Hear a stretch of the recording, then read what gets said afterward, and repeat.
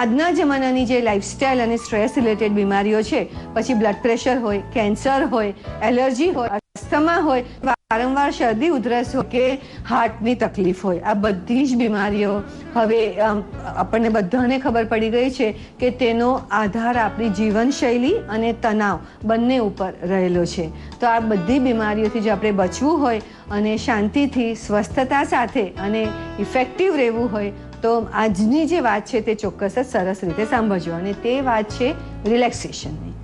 આપણે વચ્ચે વચ્ચે આપણા શરીર અને મનને રિલેક્સ નથી કરતા. આપણે એને સતત કંઈક નાના મોટા બોજામાં રાખીએ છીએ, નાના મોટા ટેન્શનમાં રાખીએ છીએ, અને જેવું મગજનું ટેન્શન થાય તેની અસર સીધી જ આપણા શરીર ઉપર થાય છે, આપણા શરીરના કોષો ઉપર થાય છે. કોષો બરાબર રીતે પોતાનું મેટાબોલિઝમ નથી કરી શકતા, સારી રીતે ઓક્સિજન નથી વાપરી શકતા, સારી રીતે કચરો બહાર નથી ફેંકી શકતા, અને પછી આપણને તકલીફ થાય છે, પછી સુવાની તકલીફ થાય, ઇમ્યુનિટી લો થાય કે ગમે થાય. પણ એવું જ જાણવામાં મળ્યું છે, એક સ્ટડીથી જાણવા મળ્યું છે કે આપણે જો દિવસ દરમિયાન વચ્ચે વચ્ચે થોડું રિલેક્સ થઈએ, કોન્શિયસલી રિલેક્સ થઈએ તો ઘણા બધા ટેન્શનથી આપણને મુક્તિ મળી શકે છે. તો relaxation is a need of modern time. આપણને એમ થાય કે ટાઈમ છે મને રિલેક્સ થવાનો, પણ આપણે જ્યારે વચ્ચે વચ્ચે રિલેક્સ થઈને પોતાની જાતને એનર્જાઇઝ નથી કરતા તો આપણે જલ્દી બર્નઆઉટ થઈ જઈએ છીએ અને વધારે તકલીફમાં આવીએ છીએ. આ તો કેવું કહેવાય કે આપણે કહીએ છીએ કે મને મારી ગાડીમાં કે મારા સ્કૂટરમાં પેટ્રોલ ઘટી ગયું છે પણ મને પુરાવાનો ટાઈમ નથી, તો આપણી ગાડી કે આપણી સ્કૂટર લાંબો સમય ચાલી શકે? અટકી જ પડવાનું છે. તો રિલેક્સ થવું એટલે આપણા માઇન્ડ અને બોડીને ફરીથી ફ્યુઅલ આપવું અને એનર્જાઇઝ કરવું, તેવું જ કહેવાય. તો એવું કહેવાય છે કે તમે 1 કલાક કરો જે કદાચ થોડું સ્ટ્રેસફુલ હોય કે કદાચ ઉતાવળમાં હોય તો એ પછી 1 મિનિટ પર રિલેક્સ થઈ જાઓ. એ 1 મિનિટ દરમિયાન તમે ગમે તે કરી શકો છો. કદાચ ઊંડા શ્વાસ લઈ શકો છો, ધીમેથી ઊંડા શ્વાસ લો અને ધીમેથી છોડો. કોન્શિયસલી કરો. આમ શ્વાસને અને આપણા ટેન્શનને કે રિલેક્સેશનને સીધો સંબંધ છે. તો તમે ધીમેથી ઊંડા શ્વાસ લો અને ધીમેથી મોઢાથી છોડી દો.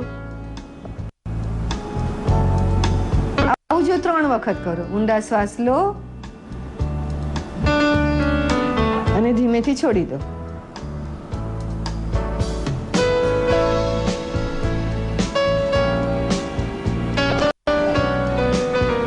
આ ફક્ત 3 વખત જ કરો ને તો તમારા જે શરીરની અને મનની પ્રક્રિયામાં ઉતાવળ અને ટેન્શન હતું ને એકદમ જ થોડું શાંત થવા લાગે છે. કારણ કે જ્યારે પણ આપણે ઉતાવળમાં હોય ને તો તમે જોશો કે શ્વાસ ઊંડા ચાલે કે આમ છીછરા ચાલે અને ખૂબ ઝડપી ચાલે, એટલે આપણા શરીરને પૂરતો ઓક્સિજન ન મળે. એટલે તમે જોયું હશે કે જ્યારે તમે ગુસ્સામાં હો, ચિંતામાં હો, ઉતાવળમાં હો તો શ્વાસ છીછરા અને જલ્દી ચાલે છે. અને જ્યારે તમને કોઈ કોન્સન્ટ્રેશનનું કામ કરવાનું હોય, ફોકસ કરવાનું હોય કે આપણે સોયમાં દોરો પુરવવાનો હોય, તો જો આપણે જ્યારે પણ સોયમાં દોરો પુરવતા હોય અને આપણું બધું ધ્યાન તેના ઉપર હોય તો તમે જોશો કે શ્વાસ પણ કેન્દ્રિત થઈ જાય છે, એ પણ ધીમો પડી જાય છે. એટલે આપણા શ્વાસને અને ટેન્શન અને રિલેક્સેશનને સીધો સંબંધ છે. તો તમે કલાક પછી મેં તમને રિલેક્સ થવાનું કહ્યું તો કોઈ રીતે આવી રીતે ઊંડા શ્વાસ લઈ શકશો. કોઈ વખતે ફક્ત આંખ બંધ કરી અને તમારા આખા શરીર પર નજર નાખો અને પગના અંગૂઠાથી લઈને માથા સુધીના બધા જ જુદા જુદા અંગને તમે રિલેક્સ રિલેક્સ રિલેક્સ એવા સૂચન આપ્યા કરો તો 1 મિનિટની અંદર તમને એકદમ જ રિલેક્સેશન અનુભવ થશે. તો આવી રીતે દર કલાકે આપણે 1 મિનિટનો સમય આપીને ચોક્કસ જ રિલેક્સ થઈ શકીએ છીએ અને આપણી જાતને રિલેક્સ કરી શકીએ છીએ. અને એવી જ રીતે કસરત પછી આપણે 5 મિનિટ રિલેક્સ કરી શકીએ છીએ શવાસન કરીને. રાત્રે સૂતા પહેલા રિલેક્સ કરી શકીએ છીએ કે તમે આપણે સૂતા પહેલા પણ જો ટીવી જોઈને સૂઈએ કે સોશિયલ મીડિયા કરીને સૂઈએ કે કમ્પ્યુટર વાપરીને સૂઈએ કે એવું બધું કરીને ચિંતામાં સૂઈએ તો આપણને શાંતિથી ઊંઘ નહીં આવે.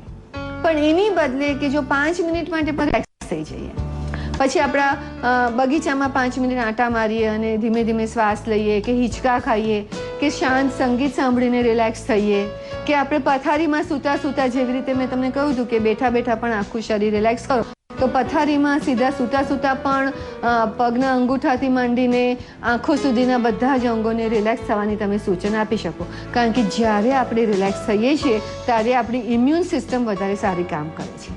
જ્યારે આપણે રિલેક્સ કરીએ છીએ ત્યારે આપણા શ્વાસ ઊંડા ચાલવાથી શરીરને ઓક્સિજન વધારે મળે છે.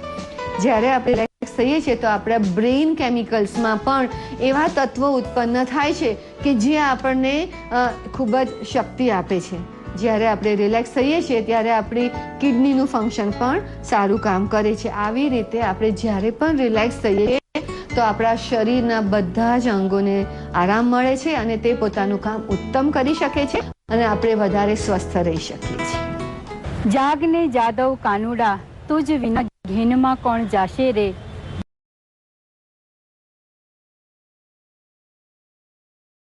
She is a medical doctor, health media expert, health and life coach and master trainer.